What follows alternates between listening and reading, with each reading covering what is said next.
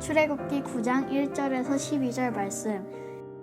여호와께서 모세에게 이르시되 바로에게 들어가서 그에게 이르라. 히브리 사람의 하나님 여호와께서 말씀하시기를 내 백성을 보내라. 그들이 나를 섬길 것이니라. 내가 만일 보내기를 거절하고 억지로 잡아두면 여호와의 손이 들에 있는 데에 가축 곧 말과 나귀와 낙타와 소와 양에게 더하리니 심한 돌림병이 있을 것이며 여호와가 이스라엘의 가축과 애굽의 가축을 구별하니니 이스라엘 자손에게 속한 것은 하나도 죽지 아니하리라 하셨다 하라 하시고 여호와께서 기한을 정하여 이르시되 여호와가 내일 이 땅에서 이 일을 행하리라 하시더니 이튿날에 여호와께서 이 일을 행하시니 애굽의 모든 가축은 죽었으나 이스라엘의 자손의 가축은 하나도 죽지 아니한지라. 바로가 사람을 보내어 본즉 이스라엘의 가축은 하나도 죽지 아니하였더라. 그러나 바로의 마음이 완강하여 백성을 보내지 아니하니라. 여호와께서 모세와 아론에게 이르시되 너희는 화덕에 제 두 움큼을 가지고 모세가 바로의 목전에서 하늘을 향하여 날리라. 그 재가 애굽 온 땅에 티끌이 되어 애굽 온 땅의 사람과 짐승에게 붙어서 악성 종기가 생기리라. 그들이 화덕의 재를 가지고 바로 앞에 서서 모세가 하늘을 향하여 날리니 사람과 짐승에게 붙어 악성 종기가 생기고 요술사들도 악성 종기로 말미암아 모세 앞에 서지 못하니 악성 종기가 요술사들로부터 애굽 모든 사람에게 생겼음이라. 그러나 여호와께서 바로의 마음을 완악하게 하셨으므로 그들의 말을 듣지 아니하였으니 여호와께서 모세에게 말씀하신과 같더라. 네, 오늘도 말씀 같이 읽읍시다. 오늘 말씀 출애굽기 9장 1절부터 12절까지의 말씀.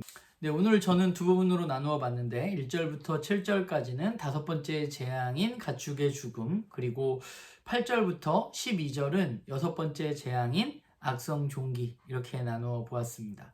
오늘 내용을 보면 하나님은 계속해서 바로를 압박하십니다.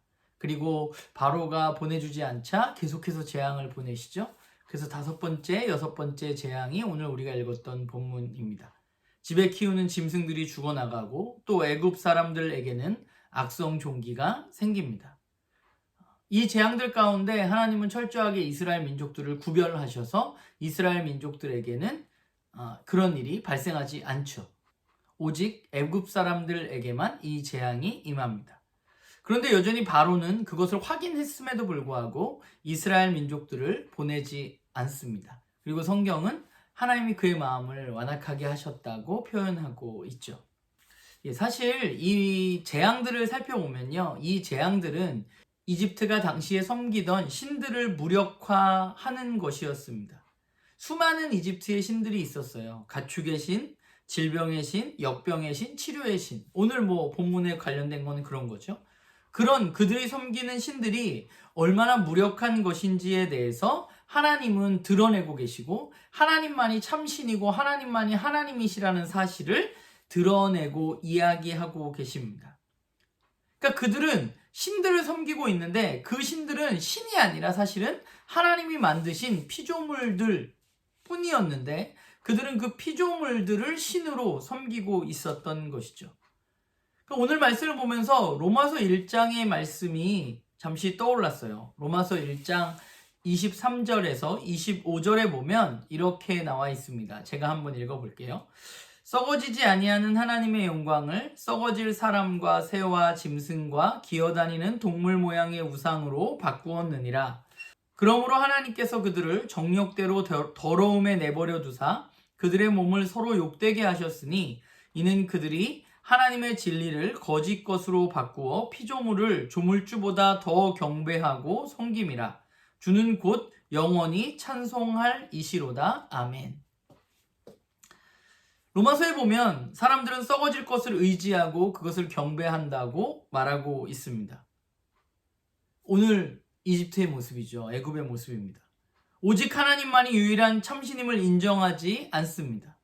하나님은 하나님이 하나님이심을 지속적으로 드러내시지만 사람들은 하나님을 하나님으로 인정하지 않습니다. 오늘 본문에 나오는 바로처럼 그렇습니다. 그런데 문제는 뭐냐면 하나님이 그들을 그냥 내버려 두신다는 것입니다. 오늘 말씀에 하나님께서 바로의 마음을 완악하게 하셨다는 것은 하나님께서 바로의 마음을 조정해서 완악하게 보내지 않도록 하셨다는 의미라기보다는 하나님께서 바로를 그대로 내버려 두신 것을 의미한다고 볼 수 있습니다. 사실 이것이야말로 진정한 심판이죠. 하나님이 올바로 바로 잡으시지 않으시고 그냥 그렇게 내버려 두시는 상태입니다. 사람들은 하나님을 인정하지 않고 하나님의 말씀을 어기는 것이 자신에게 아무 문제가 없다고 생각합니다. 그래서 그렇게 살아가는 것이죠. 그러나 아무 문제 없는 것이 아닙니다. 하나님의 말씀을 어기고 하나님이 인정하지 않을 때 이집트의 재앙이 닥쳤던 것처럼 하나님을 하나님으로 인정하지 않을 때 오늘 우리들의 삶 속에도 여전히 문제와 재앙들이 나타나고 있는 것이죠. 말씀을 보면서 하나님을 하나님으로 인정하는 것, 하나님이 이 세상의 주인이고 나의 삶의 주인이시라는 것을 인정하는 것, 그것이 그렇게 어려운 것인가라는 생각을 하게 됩니다. 왜 그렇게 생각하냐면 여전히 사람들은 눈에 보이지 않는 미신을 섬기고 또 점을 치고 무언가를 의지하려는 태도를 여전히 보이기 때문입니다. 사람들이 오늘도 점 보러 다니고 어떤 상을 만들어서 거기에 절하기도 하고 그런 일들이 있잖아요. 우리가 아주 간단하게는 우리가 타로점을 본다거나 연애할 때 연애운이 맞는지 결혼운이 맞는지 이런 것도 확인하잖아요. 사주를 보기도 하고. 그런데 그런 것들과 하나님과의 결정적인 차이가 있다는 생각을 하게 돼요.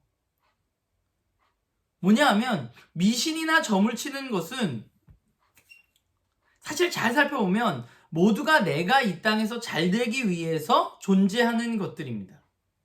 나의 삶에 문제가 생기면 그 문제를 해결하기 위한 방편으로 여겨지는 것들이죠. 굿은 언제 하나요? 나의 삶에 문제가 있을 때 그 문제를 해결하기 위해서 하는 겁니다. 점은 언제 보나요? 나의 앞에 어떤 일이 있을까? 내가 잘 될까에 대해서 묻기 위해서 궁금해서 점을 봅니다. 내가 올해 취업을 할 수 있을까? 내가 결혼을 할 수 있을까? 내가 시작한 사업은 잘 될까? 이런 것들을 위해서 사람들은 점을 보죠. 사람들이 미신이, 점이 내 삶의 주인이라고 생각하지는 않습니다. 그런 존재를 인정하기는 하지만 그냥 그것들은 나의 삶을 돕는 것들일 뿐입니다. 내 삶이 잘 되기 위해서 내가 이용하는 것들일 뿐이죠. 살펴보면 이집트의 신들도 마찬가지였습니다. 모두가 이집트의 신들을 살펴보면 대부분이 그들의 농사가 잘 되게 하는 것, 그들의 출산이 점점 잘 되게 하는 것, 그들이 질병으로부터 벗어날 수 있는 것, 이런 것들과 관계된 것들이었어요. 그런데 하나님은 다릅니다. 하나님은 이 세상의 주인이시고 우리의 삶의 주인이십니다. 하나님의 요구는 다릅니다. 하나님을 섬기는 것은 분명히 다릅니다. 하나님이 바로에게 계속해서 이야기하는 것은 무엇인가요? 출애굽시키려는 이유가 뭐예요? 그들의 삶에 이스라엘 민족 가운데 풍요를 주기 위해서 하나님은 그들을 출애굽시키시는 것이 아닙니다. 출애굽의 이유는 하나님을 예배하기 위해서 그들을 불러내시는 것입니다. 하나님은 우리의 삶이 잘 풀리도록 도와주시는 분이 아닙니다. 그렇다면 하나님도 미신입니다. 하나님은 자신이 유일한 신이라고 말씀하시고 우리의 주인이라고 말씀하시며 우리의 삶의 풍요를 포기하고서라도 자신을 예배해야 하는 분이라고 이야기하십니다. 사람들은 그것이 싫은 것이죠. 이 땅에서 자신의 삶에 손해가 되는 것, 내 마음대로 하지 못하면서까지 내가 그분을 섬기고 그분을 예배해야 하는 것이 싫은 것입니다. 오늘 본문의 바로처럼. 그래서 거부하고 싶은 것이죠. 오늘 재앙을 통해서 하나님은 다시 한번 하나님이 하나님이심을 드러내십니다.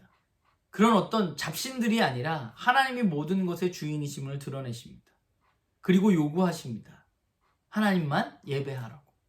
말씀을 보면서 다시 한번 다짐하게 됐어요. 오늘 하루 저의 삶 속에서 진짜 그분이 주인 되는 삶을 살도록, 오늘 하루 그분을 진짜 예배하는 삶을 살도록, 제가 사람을 만날 때도, 또 제가 사무실에서 일을 처리할 때에도, 또 제가 운전할 때에도, 또 제가 아이들을 저녁에 만날 때에도,